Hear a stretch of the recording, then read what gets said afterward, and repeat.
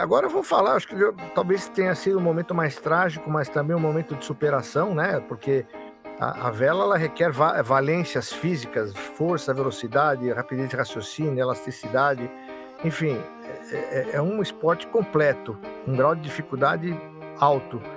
E você sofreu um acidente que foi grave, quase ceifou tua vida. E aí você fique à vontade para você contar a respeito, como foi, o que aconteceu, enfim, a forma que você, naquele momento, como é que foi, a coisa foi no Espírito Santo, me parece, né? Foi no Espírito Santo. Aquele dia, 6 de setembro de 1998, não tem como eu esquecer, É. mas eu não lembro daquele momento, daquele local em Vitória, como sendo o local onde eu perdi a perna. Foi o local onde eu reconquistei o direito de viver. Porque eu estava no auge da minha carreira esportiva, após 4 participações olímpicas, 2 medalhas, atual medalhista olímpico na Olimpíada anterior de Atlanta, 96. Vivia um bom momento, era a primeira e única vez que o Campeonato Mundial de Vela da classe Tornado, que era a classe que era a minha especialidade, seria e foi realizado no Brasil. Mas naquele ano de 98, já fazendo dupla com o primo Anders, eu tive uma contusão praticando um campeonato estadual de badminton em Niterói.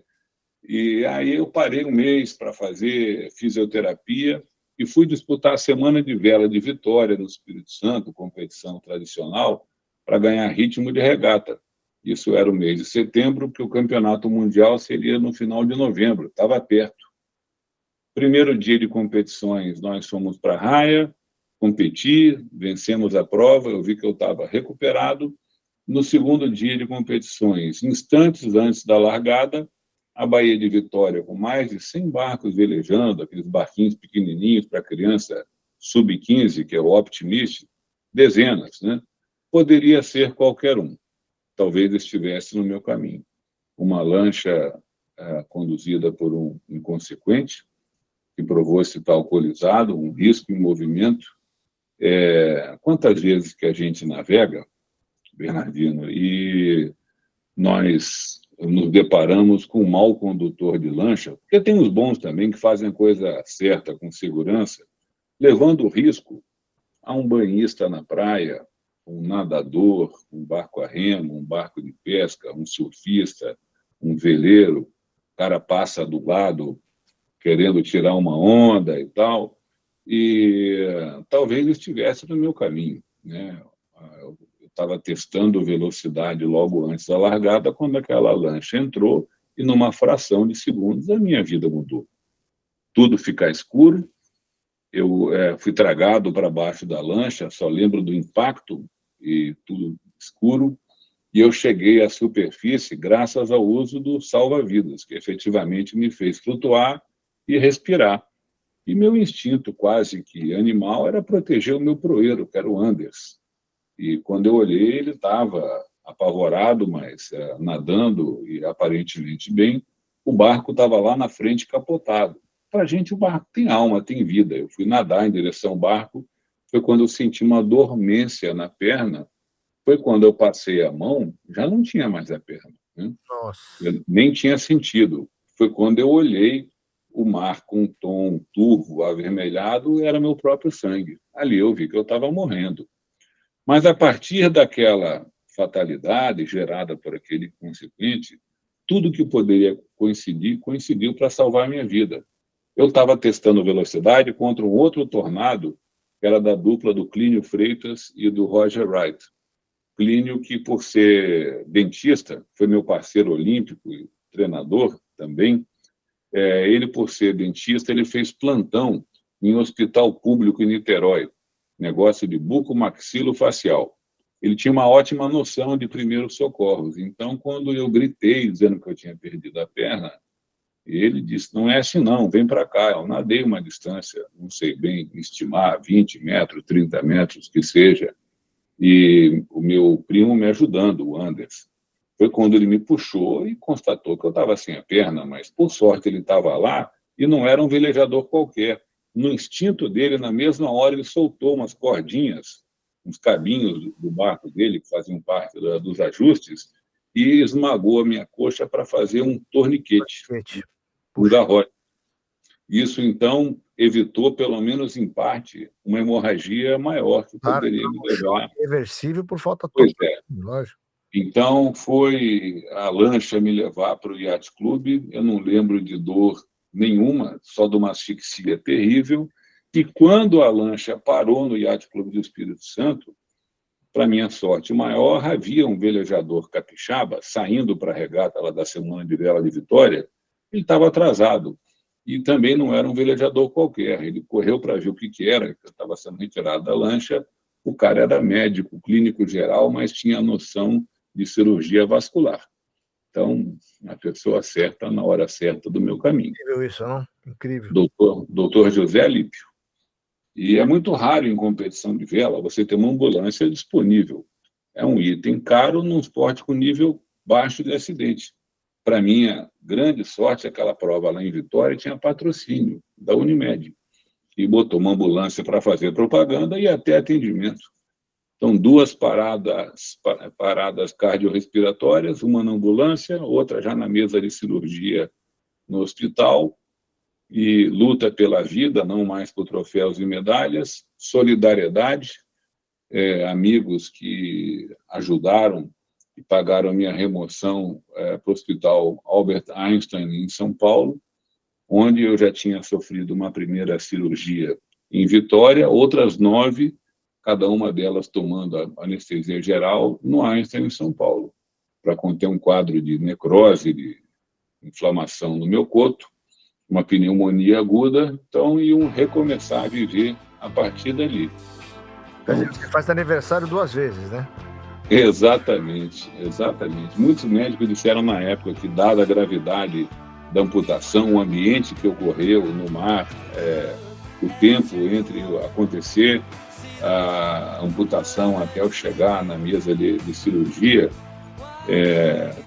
a sorte do clínico estar lá e fazer o garrote, a sorte daquele médico estar lá no clube de Vitória e encontrou na minha coxa dilacerada a minha artéria femoral para pinçar com o dedo e não soltar mais, né? Então, essa coincidência de fatores levaram a um improvável sucesso, que é eu sair vivo daquele evento, né? E aqui estou. A pessoa responsável por isso foi presa? Teve algum problema? Nada. Esse é um tema que eu nem prefiro falar, porque é o país da impunidade e quem somos. Bom, daí vamos falar em superação, porque a partir daí é o que você falou, você nasceu novamente e eu também tive numa situação de internação durante a Covid e você, quando você renova a vida, você volta pensando diferente em muitas coisas, né? É verdade. Então eu imagino que a partir daí você, claro, é o que você falou, o maior troféu que você ganhou foi a sua vida, isso você trocaria por todas as medalhas e vitórias que você poderia ter tido tranquilamente no seu passado. A partir daí você, obviamente, pensou em se reabilitar. A reabilitação deve ter sido longa, né? Os fisioterapeutas especializados nesse tipo de lesão fazem um trabalho espetacular, até porque você também tem uma prótese, né? Você tentou a prótese, você usou uma prótese, não sei se você ainda utiliza a prótese com frequência. Com frequência não, mas utilizo. Então, e aí você voltou a competir, né? Mesmo com a prótese, com todas aquela necessidade, aquelas valências que eu falei no início. Você conseguiu chegar no alto nível, né? Então, que demonstra realmente que você é uma pessoa especial. Como é que foi tudo isso? É vontade mesmo de voltar, de mostrar para você mesmo que você vencer a sua limitação, né? Até aquele momento era uma limitação. Como é que tudo isso foi elaborado na sua cabeça, na sua mente, no seu espírito? Eu acho que isso é importante para a gente levar como mensagem para as pessoas que nos assistem. Doutor Bernardino, as coisas foram acontecendo em sequência. Como foi um acidente, eu era um atual medalhista olímpico e foi um acidente que tiveram imagens geradas que aconteceu numa tarde de domingo, isso já ganhou o Fantástico da Rede Globo naquela noite, gerou uma repercussão muito grande. E, ao mesmo tempo que a gravidade do acidente era marcante, a dúvida se eu sairia vivo daquele evento, solidariedade, apoio, carinho, fé, os amigos que me ajudaram, e foram muitos, porque seria difícil enumerar cada um deles, a equipe médica de Vitória, a equipe médica de São Paulo, a fisioterapeuta Rosana Rabagnani, a principal delas, que como me ajudou, fisioterapia na perna, que não foi amputada, que teve um corte profundo, no braço, fisioterapia respiratória, estava tudo ali, né? Então, trabalho de psicologia, os técnicos que são especialistas em dor, eu nem sabia que existia isso, né? São profissionais que têm um profundo conhecimento de como lidar, entender a origem, a tipificação da dor, para que encontrem que tipo de remédio, em qual dosagem, combater isso, né? Desmamar da morfina, ir para metadona, para ir para remédios convencionais. Nada fácil, mas talvez porque eu estivesse na mídia com a agenda da superação, o cara é muito forte, com uma resistência enorme, deram uma fama positiva para mim de superação que talvez eu não tivesse. Eu senti uma carga de responsabilidade de atender a expectativa que disseram que era um cara muito durão, muito forte e tal. Nem era tanto assim. Tinha era a competência médica, essa energia que você usa em seu favor ou não, então, dessa corrente de solidariedade, do papel da família, da minha esposa Renata, que era muito jovem ainda, dos filhos que não tinham discernimento para entender o que estava acontecendo, mas pessoas que passaram por situações semelhantes, que foram voluntariamente ao meu encontro no hospital para visitar, cada um deles trazendo uma história de superação, de volta por cima, de como lidar com trauma, eram exemplos vivos, né, de superação que traziam uma informação muito rica. Eu era uma esponja ali disposta a obter, né, essa umidade de conhecimento. João do Pulo, João Carlos de Oliveira, que foi um ídolo da minha adolescência, sempre o tive como um ícone, como Ademar Ferreira da Silva, como Nelson Prudêncio, mas o João do Pulo, com a história dele, eu não o conhecia pessoalmente. Poucos meses antes dele falecer, foi o meu acidente. Ele ligou para o hospital, eu estava na UTI, entubado, eu não podia falar. Meu irmão passou o telefone na mesa de cabeceira e eu ouvi uma mensagem de incentivo de viver do João do Pulo. Vindo de quem vinha, era extremamente convincente para mim. Que história.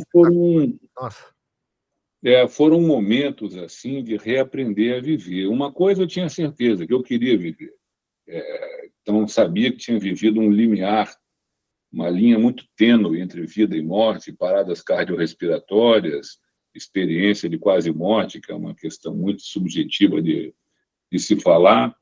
Mas, então, e entender que na vida, Bernardino, a gente muda muito o eixo de prioridades do que era mais importante para mim. Até então, eu era um atleta com uma visão cartesiana de querer medalha no peito, né, diploma na parede, troféu na estante e, se possível, dinheiro na conta. Então, a partir dali, voltar a velejar para mim era uma questão de superação, de provar para mim mesmo o que eu era capaz de fazer, sonhar, ousar, contrariar a lógica, por vezes o preconceito, me readaptar ao barco, é o que me trouxe também ao campo da gestão esportiva. Não estava programado na minha vida eu voltar a morar em Brasília, ser secretário nacional de esportes, e essas coisas aconteceram decorrentes da exposição na mídia do meu acidente. Então, tudo isso foi acontecendo de lá para cá. Só que, quando falavam em velejar em alto nível, já no ano depois do acidente, estava eu velejando na vela oceânica, muito convencido pelo Eduardo Penido, um ex-campeão olímpico dos Jogos de Moscou, mas foi também um período que eu estava mais dedicado à gestão pública no esporte no âmbito federal. O Torben percebeu essa minha acomodação, percebeu que eu estava ganhando muito peso, estava me distanciando da vela e resolveu me convencer a voltar para a vela olímpica. A vela paralímpica no Brasil ainda estava engatinhando. Então, para a vela olímpica, quando ele falou isso, eu falei, Torben, não dá. Ele, por que não? Eu falei, cara, eu tenho noção das minhas limitações. Eu não posso querer ultrapassar a barreira do ridículo. Não dá para eu voltar a velejar na classe Tornado, que é o tipo de barco que eu velejava, que era um catamarã. O Torben concordou, falou, de fato, no Tornado, pela configuração do barco, não dá. Já na classe Star, que ele era atual campeão olímpico, tinha sido campeão mundial poucos anos antes, ele sabia que pela configuração do barco, ser um monocasco estreito, com um cockpit estreito, ele achava que daria para pelo menos eu experimentar. A princípio eu nem queria.